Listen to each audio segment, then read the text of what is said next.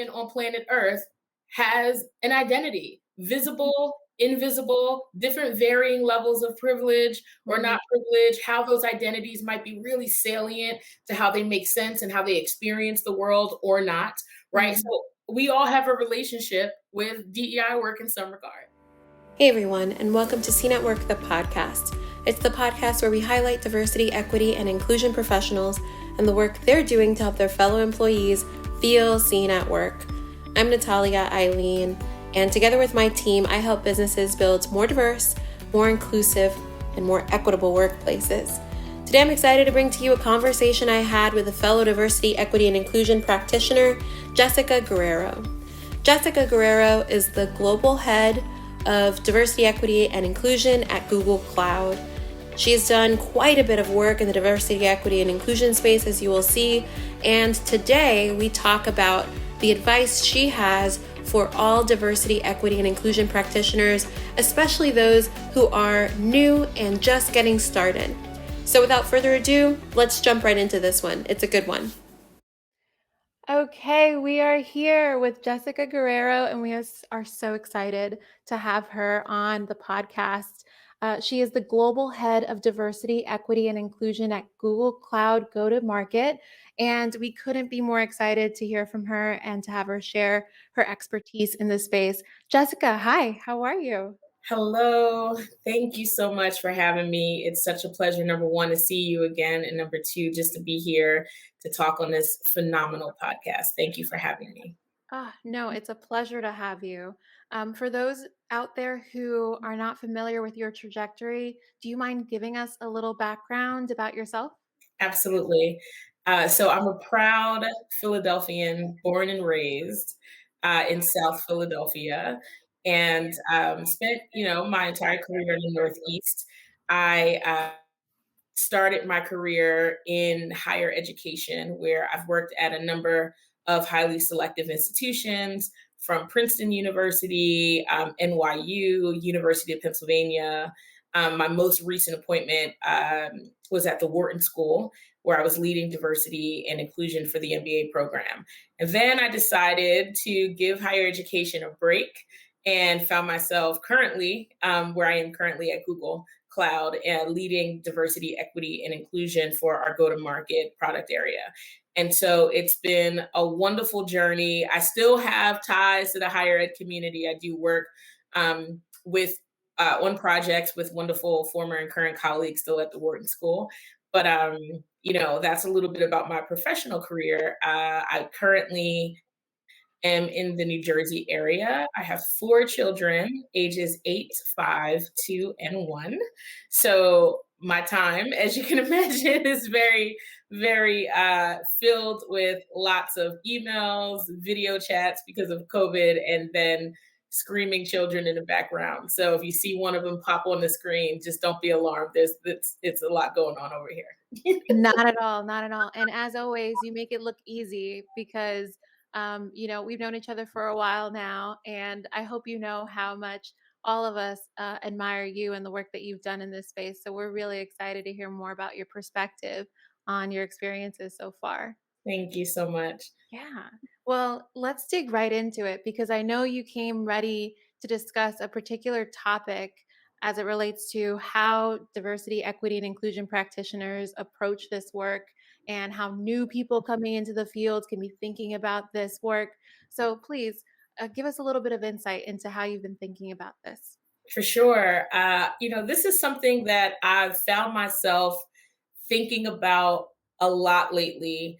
I believe because of COVID and everything that's happening globally around the pandemic, you have a lot of people who are soul searching and really shifting from seeing work as, something to pay the bills to more so of a vocation and a purpose.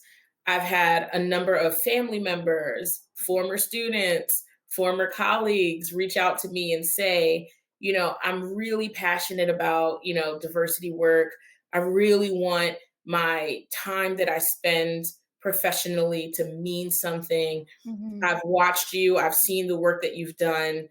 Help me make the transition to the job. And, initially, right, I'm like, the more the merrier. Of course, like we need everybody we can to drive this work.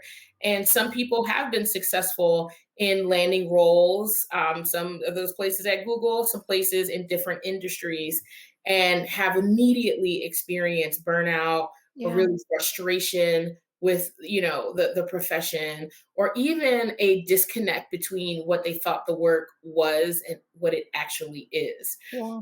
And I recently had a conversation with a really, really great friend of mine who's also a former colleague 2 times over. So we worked together at NYU. We also worked together at Google, and he's now the head of diversity at Headspace.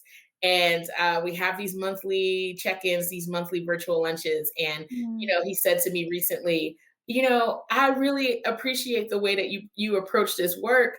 You just have a really good blend of like a good mindset about it. You manage your emotions well, and you actually are driving really good progress, and you seem to be able to show up as your authentic self. I think people need to really understand and hear, right, how you've been able to strike that balance. And so that kind of kept Mhm.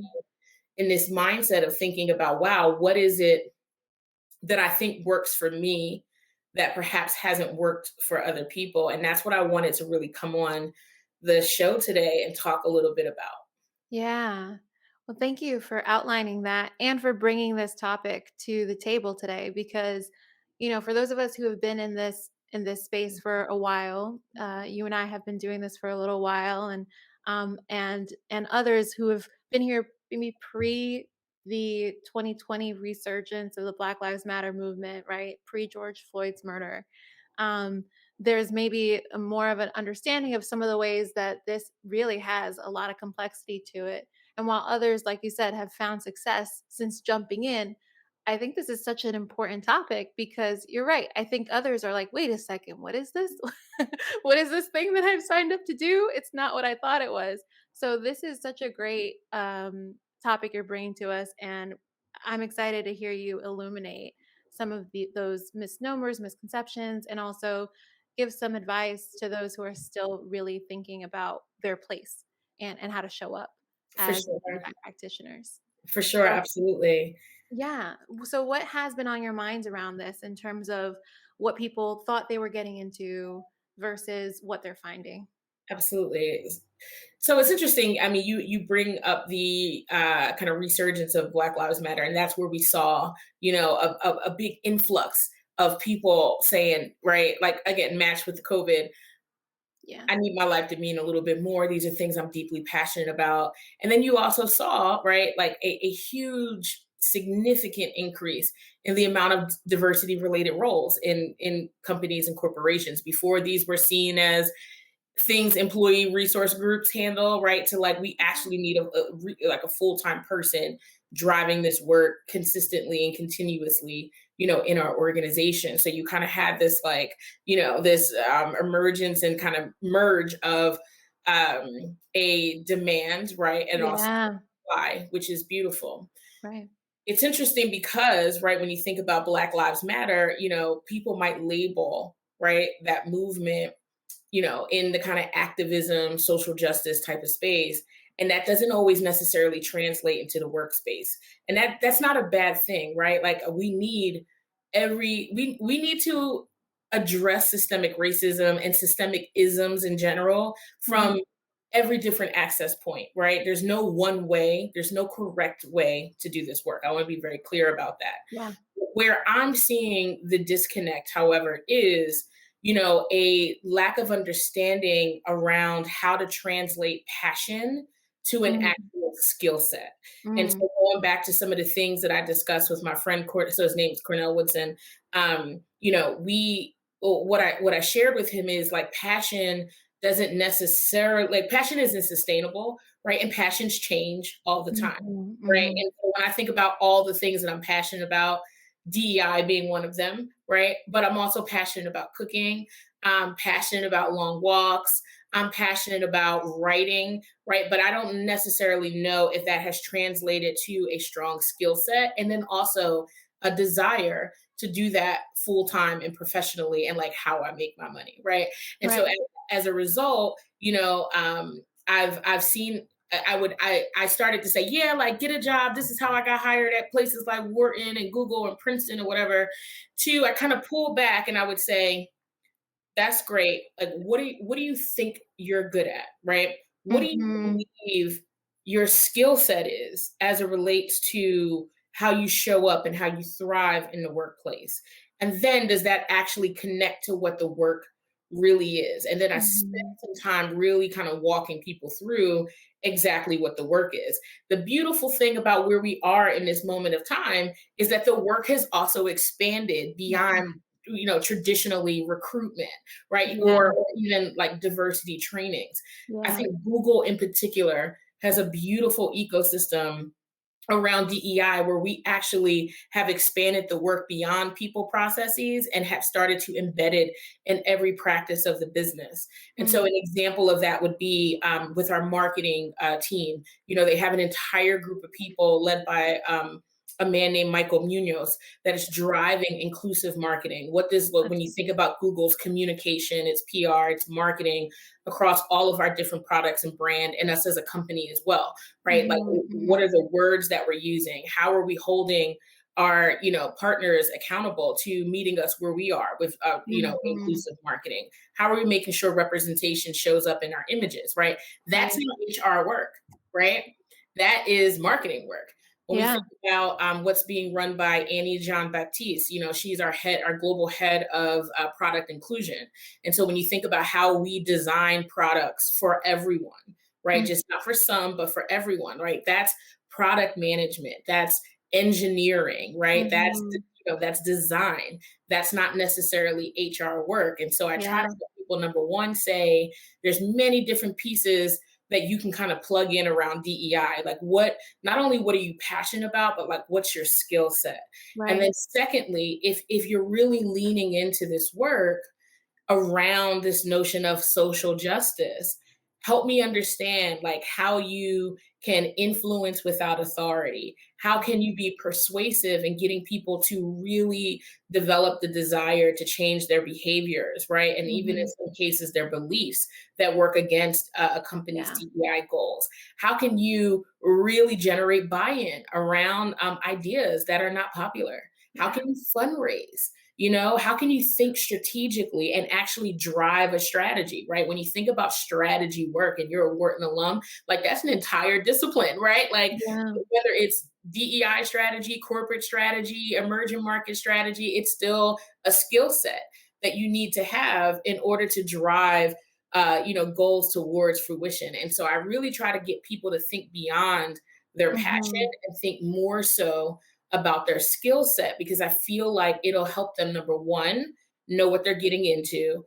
Mhm. Number two, really spend a little bit more time thinking about if this career switch actually is going to be fulfilling in some capacity. And number three, help them understand that there's so many different ways to plug in to DEI related work. It may not always be to quit like your current job and then like pivot into this type of work. And so I Yeah. spend a lot more of my time like thinking critically about that and really helping people think critically about the moves that they're making. Yeah. Well, I appreciate that, you mentioned this validation that there are different ways to do this work and that there is a place and a time for that passion for social justice and for that activism and that that's necessary too, right? And so it's interesting to think about the ways that we're playing different roles in hopefully moving everything forward. And so I wonder if you can speak a little bit more to that because what you're not saying is that there's no place for that. What you're saying is that there's like a lot there, right? Can you expand on that? Of course, of course. And I think it kind of connects to my point about there's multiple different types of DEI expertise and Yeah. practitioner roles that exist in the workplace. When I think about the experiences that I've had professionally driving this work, I've also often been at the helm of the work, kind of connected to having to work with the leadership that needed some kind of growth around what the work is and how they needed to champion the work, right? So going in from a place of activism doesn't always get buy-in to get those people to, number one, expand their thinking, number two, just want to support the work that I'm doing from a collegial perspective, right? Mm-hmm. And then also, number three, get them to own the work in order to champion it. You can't do this work by yourself in an organization. However, there is place for activism in the workplace. Yeah. And some places that I've seen it successful, Google has a very robust employee resource kind of ecosystem, right? I think we have, I want to say 11 or 12 global ones. And then you kind of, when you add up all the regional, the kind of a regional by way of geographic location to like specific office ERGs, product area ERGs. I mean, almost half of the company is involved in the ERG in some capacity, whether they identify as a marginalized group or they are an ally. Mm-hmm. And then when you think about how that kind of, expands beyond, these kind of trees and branches of ERGs, there has to be at least like 50 related ERGs at Google. So very powerful, powerful, powerful groups that really, not only champion the causes of the identities that they represent, but also work directly with our C-suite on really driving, actions and initiatives that are near and dear to not only, underrepresented groups, but that could really move the dial in this work. Yeah. And our ERG community in particular were the ones that really worked hand in hand with our CEO to announce the racial equity commitments, right? That I think are pretty revolutionary as it relates to the public commitments internally and externally Google has made to drive racial equity specifically for the Black plus community. And so, that, in my opinion, is a form of activism, right? Definitely. And at the same time, you had DEI experts internally at Google who were working with the ERGs and also working with the leadership to kind of bridge the gap to ensure that that work got done, right? And I tell people all the time, to be diplomatic is a good thing. I think it's a virtue, to be honest, especially in 2022, right? Working in tandem with and working in collaboration with others is also a huge attribute, kind of leaning on my experience at the Wharton School is something we place a high value on. Right. If you look at, a lot of the data that really outlines like what makes a positive workplace, what is drives towards innovation, what helps people feel a sense of belonging and value in the workplace, it is collaboration, right? Yeah. At the end of the day. And so I'm not saying that being an activist means that you're not collaborative. It just, what I'm saying is, most certainly so. But when you take that work and put it in the workplace, you have to really kind of adjust how you're approaching, right, the work in order for it to feel, right, that you're working in tandem with others. Even though they may have a different perspective, belief, behaviors, and actions than you. And, it makes me think of the evolution that we've seen generally within this space. I think there was a time when it felt like what needed to be elaborated upon was that this is a real role, that this is a really important role. I remember back, feeling like DEI was looked at as a fluff kind of role, not as important, not business driving or connected to those business outcomes the way that it is. And so what I maybe had to talk about then was all about that. And while there's some people who are still in need of convincing around that particular piece, it's interesting because this feels like maybe a slight evolution. Now we're needing to think about, okay, what is the place within an organization of this role? What are the skills that are associated with it? And how do we move beyond the fact that it's important because it's not just fluff, but also because there's that influence piece and that people management piece and that stakeholder management piece. Yes. That's what it's making me think about. Maybe this is like a slight evolution. Absolutely. I would also say, and this is something that you and I discussed before around stakeholder management, right? Like that's a big piece of the work. And I want to be clear that, activism is a particular definition. Advocacy is nuanced, but means something different, right? Like collaboration means something different. Stakeholder management means something different. I think all of those pieces, like if I were to give a click down beyond what that looks like, I would say the goals that you set around DEI in the workplace should probably be activist driven, right? Yeah. The work in and of itself is activism, right? Mhm. The way that you show up in the workplace driving the work, I think has to do probably with some advocacy. You obviously, especially in this role, many times are put in a position to be the spokesperson for, to represent multiple groups, just not the groups that you identify with, right? Right, right. All marginalized groups that you're advocating for in the workplace. When I think about stakeholder management, that's how the work gets done, right? You have to really figure out what's in it for them. How do they communicate? How can you meet them where they are? How can you, nudge them on, towards the journey of success? When I think about collaboration, Google is 160,000 employees. The 200 people across Google that are doing DEI are not going to do this work alone. There's no way. It's not possible. We do not have the bandwidth, the time, right? And when I say 200 people, I mean, our chief diversity officer, Melanie Parker, her entire organization. You have people like me that are planted in the business, trying to drive this work from a business lens. We have our entire people operations division, who might be a couple hundred more people, right? Supporting an organization of 160,000 people.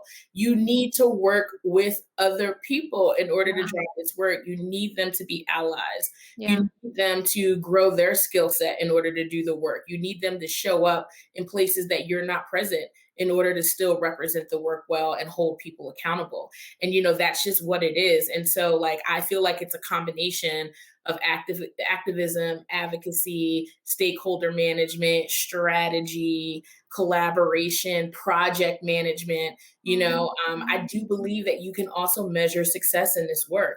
Yes, it's a little harder to do, right? But you can, right? So you need someone who can think very critically about what are the things you actually can assess, right? And then hold each other to making sure that the work is assessed. And so that's where I'm thinking the work is evolved. And kind of going back to your point about seeing DEI as fluff, this is something folks have heard me get on my little soapbox about this, but my husband is a high school principal, right? He's taught, almost every grade level and has worked in, public school systems for 20 years, right?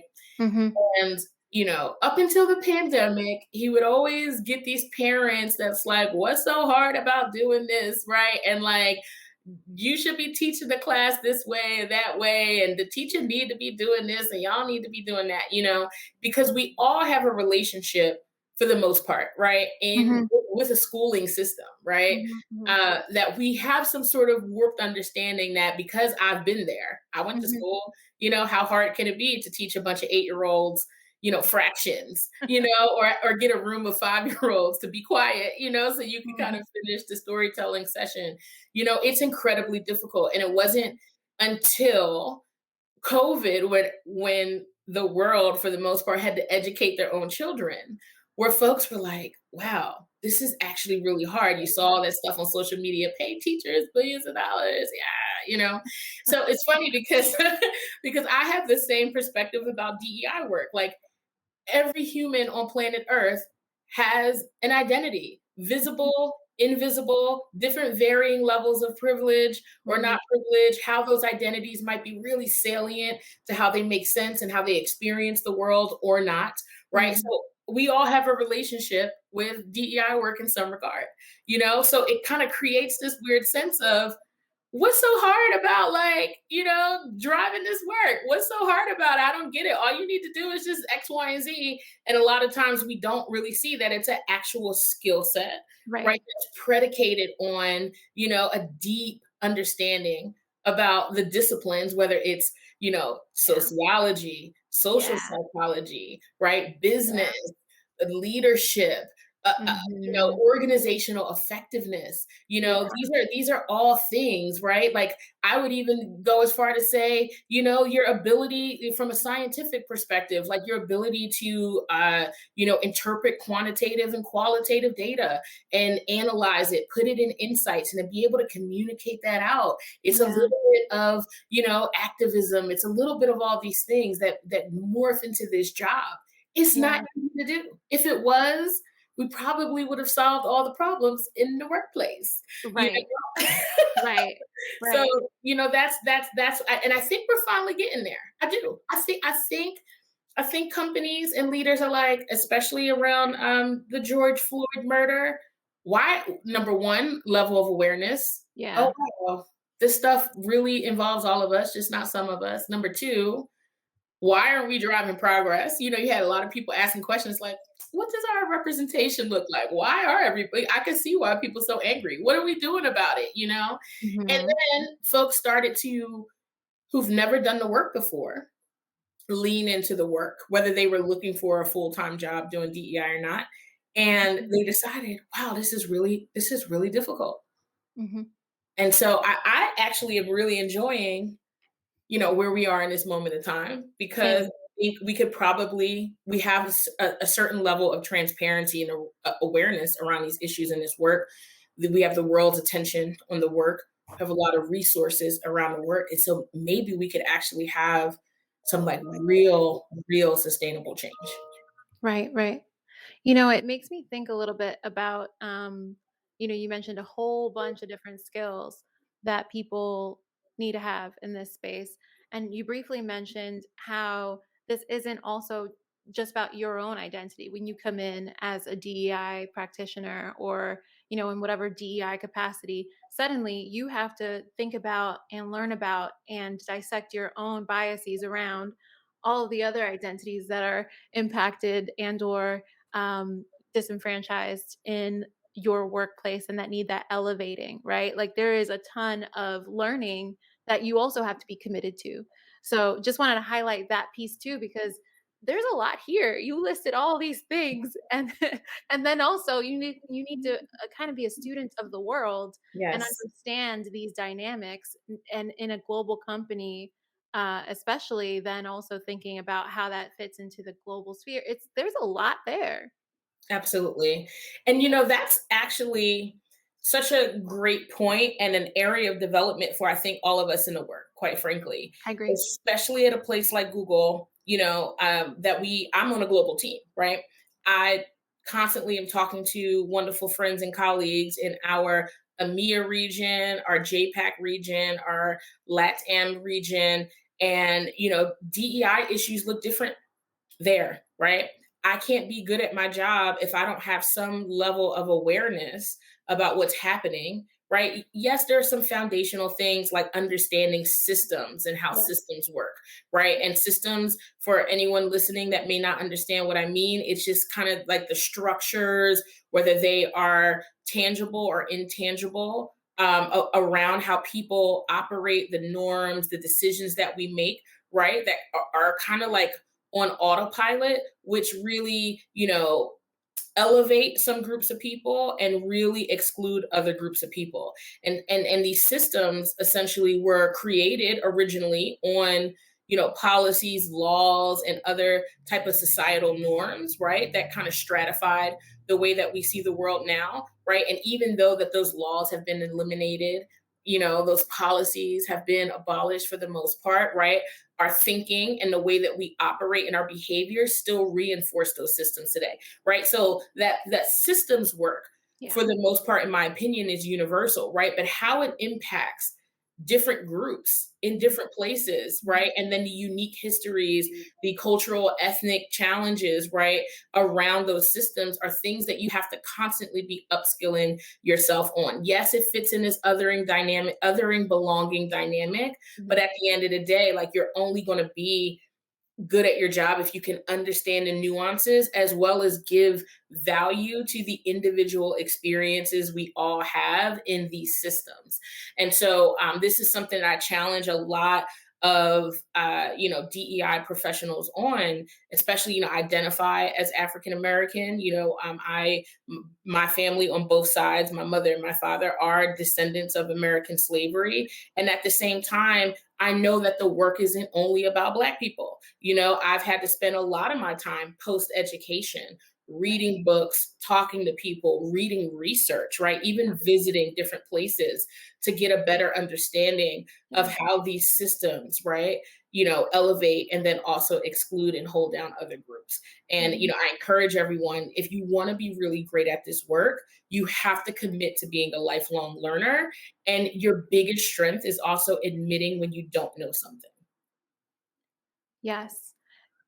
I wanted to start this podcast back when it started, I think over a year ago now, which is fun to think about, because I wanted to elevate this profession, really emphasize how complex it is, how impactful it can be, how important it is, and give people that perspective when maybe, now we're getting a lot more of it, but when maybe historically it was not something that was given that much of a pedestal like just an understanding that like, hey, this is hard. There's a lot here. I mean, maybe pedestal is a bit much, but you know what I mean? Just elevating it to say that this is a lot of work and there are a lot of pieces to it.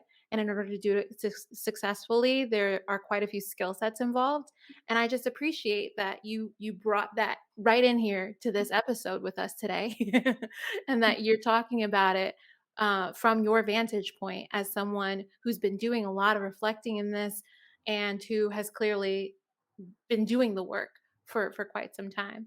We always close out the podcast by asking for advice for those out there listening who may be new to this space or who may be interested in doing their part in this work, or who maybe are just looking for some inspiration as they continue this work.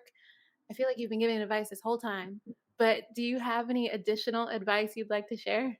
For sure. Thank you. And again, it's been such an honor to be on this podcast. And again, just to see you where you are, for folks listening, we've known each other for some time.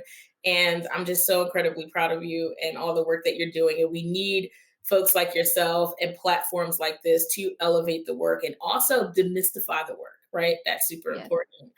My advice to people, especially now in 2022, who are experiencing burnout, who are questioning if this work is for them, who are even thinking about getting into the work, right? Or but a little bit hesitant to jump in. It takes a really long time to see success in this work, right? My advice would be persist anyway. The benefits, the long-term impacts and benefits of this work are monumental beyond the workplace, and then also be mindful that there are so many different ways to get involved in this work beyond what you may think the work is. So reach out to people, whether it's on LinkedIn, in your networks or your expanded networks, set up coffee chats with people to really understand, what their day-to-day is like, right? Learn from people who are doing the work, right? But doing it in different capacities, not just different industries, but different capacities. When I say different capacities, I mean like you could be working on recruiting and staffing. You could be doing community engagement by way of managing ERGs. You could be doing, strategy work. You could be doing learning and development. You could be doing product design. You could be doing marketing. There's so many different things that you could do DEI consulting. I know a bunch of people working at places like Deloitte and McKinsey, Korn Ferry, who are, consulting on behalf of, those companies for other businesses. There's so many different ways that you can get involved in the work. And if you're not looking to make a career switch, join an ERG, take a leadership role in your organization. Spend 10% of your time supporting the people in your organization who are doing this work for a time. They always need extra hands all the time, And so I know that was kind of all over the place, but just to summarize, I would say really kind of understand that the work takes a long time. You don't get instant gratification in this work like you might get if you like get a sale that you were looking to get, or closing out deals or whatever. It takes a long time. Commit to it, commit to the long run, and then also constantly educate and upskill yourself around what the work is, as well as expand your understanding of marginalized communities beyond the identities that you hold. Ah, thank you for reminding us that activism has many forms, and that we can feel encouraged to do whatever it is that feels right for us and for our paths in this work. This has been a lovely chat. It's been wonderful having you, Jessica, and hope to see you again on this podcast. Thank you. For sure. Thank you so much for the invitation. It was my pleasure.